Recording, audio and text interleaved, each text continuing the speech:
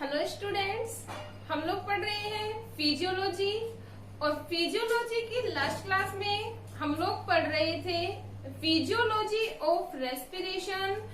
हम लोगों ने बता दिया था जो फिजियोलॉजी ऑफ रेस्पिरेशन है वो 3 स्टेप्स में कंप्लीट होती है। कौन कौन सी? एक्सचेंज ऑफ गैसेज या गैसों का परिवहन। दूसरा जो था वो हमारा क्या था? रुधिर द्वारा O2 का परिवहन। और तीसरा हम लोगों ने लास्ट पढ़ लिया था रुधिर द्वारा CO2 का परिवहन। इतना क्लियर है? हम लोगों ने जो बताया था टाइप्स ऑफ रेस्पिरेशन में या जो रेस्पिरेशन की जो स्टेप्स होती हैं वो कितने स्टेप्स में कंप्लीट हो रही थी? 3 स्टेप्स में कंप्लीट हो रही थी, जिसमें हम लोगों ने फर्स्ट स्टेप पढ़ लिया है रेस्पिरेशन के बारे में, जो एटमॉस्फेयर की रेस्पिरेशन को एटमॉस्फेयर में होने वाली जो रेस्पिरेशन है जिसमें हम इंस्पिरेशन और एक्सपिरेशन को इंक्लूड किया था, उसको बारे में हम लोगों ने डिटेल से पढ़ लिया है। अब हम पढ़ेंगे ऊतकों में होने वाली रेस्पिरेशन, या अगर हम बात कर सकते हैं ऊतकीय श्वसन की। तो जो अपना टॉपिक है वो क्या है? ऊतकीय श्वसन।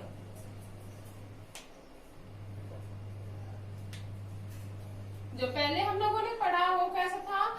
External respiration. और जो हमारा अब का जो टॉपिक है वो क्या है? इंटरनल रेस्पिरेशन, या इंटरनल टॉपिक जो है हमारा क्या है? इंटरनल रेस्पिरेशन या टिश्यू रेस्पिरेशन। इंटरनल रेस्पिरेशन या हम बोल सकते हैं इसे टिश्यू रेस्पिरेशन।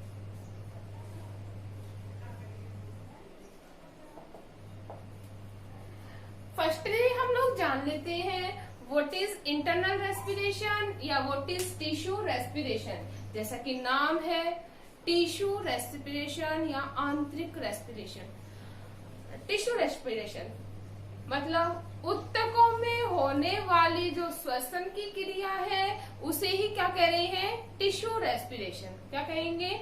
Tissue respiration. इसी में हम लोग पढ़ लेते हैं सेलुलर रेस्पिरेशन, मतलब कोशिकाओं में होने वाला जो श्वसन की क्रिया है वो क्या कहलाता है? Cellular respiration. और हम लोग जानते हैं द ग्रुप ऑफ सेल्स या कोशिकाओं का जो समूह है वो क्या कहलाता है? टिश्यू कहलाता है। तो क्या कहलाए? डेफिनेशन जो होगी हमारी वो क्या होगी? ऊतकों में जो होने वाला जो रेस्पिरेशन है उसे ही क्या कह रहे हैं? Tissue respiration. अगर हम बात करें टिश्यू रेस्पिरेशन किस प्रकार से हो रहा है, we all know that student, जो ऑक्सी हीमोग्लोबिन के वियोजन से, किसके वियोजन से? Oxy haemoglobin. ऑक्सी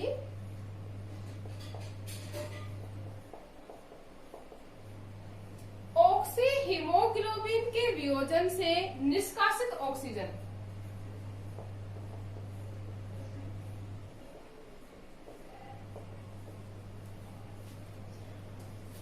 हम लोग जानते हैं जो ब्लड में बॉडी में जो सप्लाई हो रही है O2 की, वो किसके थ्रू आउट होती है? हीमोग्लोबिन के साथ मिक्स होकर। तो ऑक्सी हीमोग्लोबिन से जो निष्कासित जो O2 है वो यूज होती है दहन की क्रिया में। किसकी क्रिया में हो रही है? दहन की क्रिया में। किसकी दहन की क्रिया में? फूड के दहन की क्रिया में। किसके?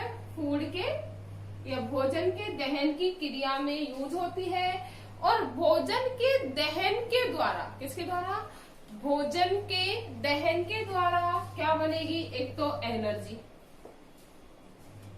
हम लोग जानते हैं फूड का दहन होगा या भोजन का दहन होगा, उसके बाद किसका फॉर्मेशन होगा?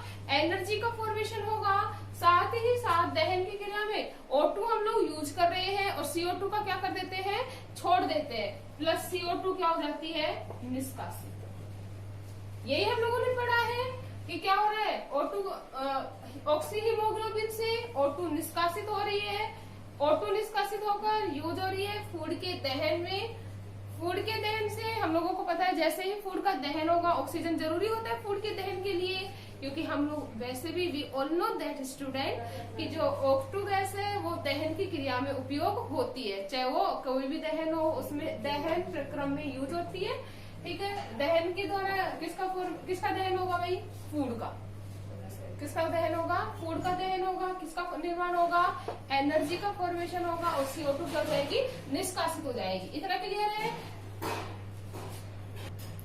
नेक्स्ट अगर हम बात करें अधिकांश जो श्वसन की जो क्रिया है वो कौन से भाग में होती है? माइटोकॉन्ड्रिया में। कौन से भाग में होती है? माइटोकॉन्ड्रिया में। हम लोगों को पता है, वी ऑल नो दैट, कि जो रेस्पिरेशन होता है वो होता है 2 टाइप का। कितने टाइप का बताया था हम लोगों ने? 2 टाइप्स का होता है जो श्वसन होता है। वो कौन कौन सा? एक तो था O2 के साथ, मतलब O2 के द्वारा, जिसमें O2 यूज हो रही है, ऑक्सीश्वसन। और दूसरा हम लोगों ने बताया था अनोक्सी श्वसन, मतलब वह क्रिया जिसमें O2 यूज नहीं होती, अनोक्सी श्वसन कहलाता है। और वह क्रिया जिसमें O2 यूज होती है क्या कहला रहा है? ऑक्सी श्वसन। तो जो ऑक्सी श्वसन की जो क्रिया होती है वो कहाँ पे संपन्न होती है? In mitochondria. किसमें हो रही है भाई? माइटोकॉन्ड्रिया में। इतना क्लियर है? हम लोग जानते हैं माइटोकॉन्ड्रिया को power house of the cell भी कहा जाता है। क्या कहा जाता है? Power house of the cell, because क्योंकि इसमें एटीपी का क्या किया जाता है? स्टोर किया जाता है, इसलिए इसे क्या कहा जा रहा है? Power house of the cell. इतना क्लियर है? नेक्स्ट अगर हम बात करें, माइटोकॉन्ड्रिया में होती है श्वसन की इस क्रिया को हम एक अभिक्रिया के द्वारा भी समझ सकते हैं या एक रिएक्शन के द्वारा भी एक्सप्लेन कर सकते हैं। तो रिएक्शन है, किसका अपघटन होगा? कार्बोहाइड्रेट का या ग्लूकोज का। ग्लूकोज का फॉर्मूला क्या होता है? C6H12O6। किसकी प्रेजेंस में होगा दहन? 6O2। किसकी प्रेजेंस में होगा भाई? O2 की प्रेजेंस में क्या बनेगा? 6CO2 प्लस 6H2O और किसका फॉर्मेशन होगा? ATP का। कितनी ATP बनती है? About 38 ATP। इतना क्लियर है? हम लोगों ने बता दिया मोस्टली जो रेस्पिरेशन की जो क्रिया हो रही है वो कहाँ हो रही है? माइटोकॉन्ड्रिया में हो रही है। और जो माइटोकॉन्ड्रिया में जो श्वसन की क्रिया चलती है उसको हम रिएक्शन के द्वारा पढ़ लिया। ग्लूकोज का क्या हुआ? O2 की प्रेजेंस में दहन हुआ, क्या बना? कार्बन डाइऑक्साइड बनी, वाटर का मॉलिक्यूल्स बने और क्या बनी? एनर्जी का क्या हुआ? Formation. We all know that जो रेस्पिरेशन की जो क्रिया होती है वो 2 स्टेप्स में कंप्लीट होती है या 2 टाइप्स से होती है, ऑक्सी और अनऑक्सी। फर्स्टली अगर हम बात करें ऑक्सी रेस्पिरेशन की या ऑक्सी श्वसन की, तो जो ऑक्सी श्वसन होता है वो होता है माइटोकॉन्ड्रिया में। ऑक्सी श्वसन कहाँ होता है? माइटोकॉन्ड्रिया में। ऑक्सी श्वसन कहाँ होगा भाई?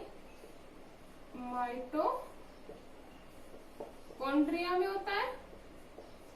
ठीक है। अगर हम बात करें अनोक्सी श्वसन की, तो जो अनोक्सी श्वसन की जो क्रिया होती है वो होती है ग्लाइकोलाइसिस में, मतलब साइटोप्लाज्म में होती है या कोशिका द्रव में। और जो क्रिया होती है वो कौन सी किसमें होती है? ग्लाइकोलाइसिस। इतना क्लियर है? नेक्स्ट अगर हम बात करें, जो ऑक्सी रेस्पिरेशन होता है या ऑक्सी श्वसन जो होता है उसमें बनती है क्रेब्स साइकिल। किसमें होती है? एटीपी का जो फॉर्मेशन होता है वो किसके थ्रू आउट होता है?